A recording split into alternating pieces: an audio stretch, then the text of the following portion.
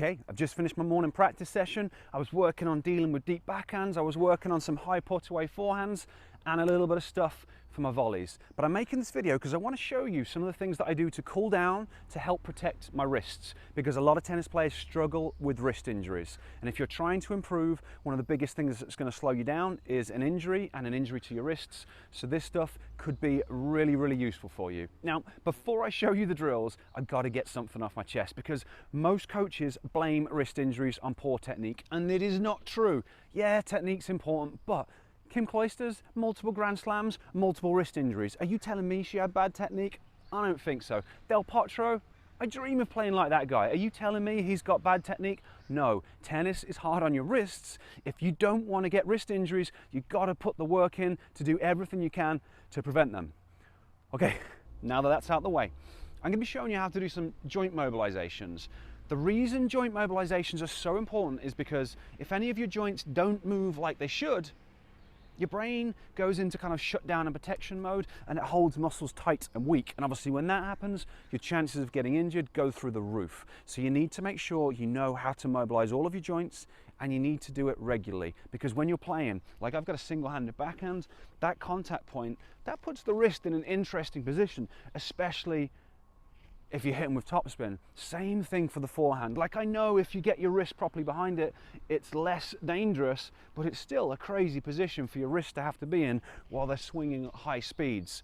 Volleys, serves, they're all hard on your wrists. They can all jam the joints, so you've got to make sure they're moving. So if you find this video helpful, it would be awesome if you could hit the like button and subscribe to my channel. It helps me get this information to other people, and tennis is way more fun when stuff doesn't hurt. So we've got to get this information to as many people as we can.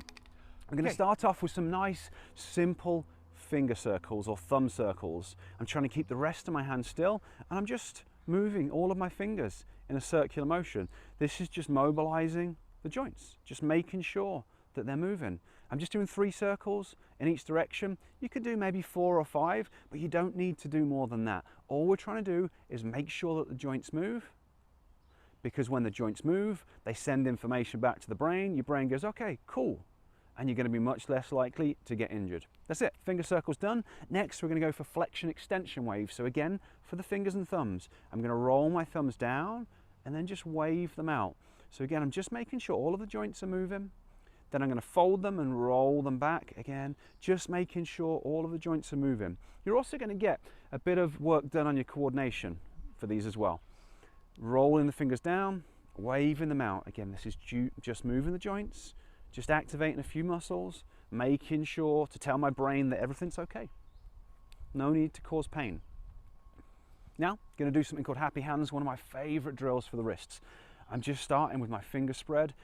I'm turning my palms towards me, leading from my pinkies and bringing them down and through. So from the side, it looks like this, just bringing them down and through. Then we're going to go the other way. So I'm going to lead from the thumb and then go down and in. Thumb, down and in, thumb, down and in. And you're going to get a lovely, nice stretch mobilization on the back of your hands and wrists. Last ones we're going to do are going to be for the wrist again. So flexion extension wave. I've just made this gentle fist, so I'm not squeezing hard, it's just nice and gentle, and I'm just making sure the joints in the wrist move. Then I'm going to go in and out, like so. Nice and simple, and then turn that into wrist circles. And again, this is going to be really good for coordination as well as injury prevention. So do this as part of your warm-up, do this as part of your cool down. It's going to take maybe 1 to 2 minutes. Good things are going to happen to your game. Okay, that's it. That's the routine. Simple. A few different drills. Once you know how to do them, literally takes a minute, but I guarantee if you do that before you play and after you play, you're going to see a reduction in the amount of discomfort you feel in your hands and wrists, and it's really going to help towards preventing injuries. Okay, so thank you for watching. Like I said at the start, if you found this useful, if you're someone that struggles with pain and you notice that this really helps, make sure you like my channel, subscribe to my channel, hit that thumbs up, because it helps me get this information to other people, and it's awesome when you can play without pain. Thanks.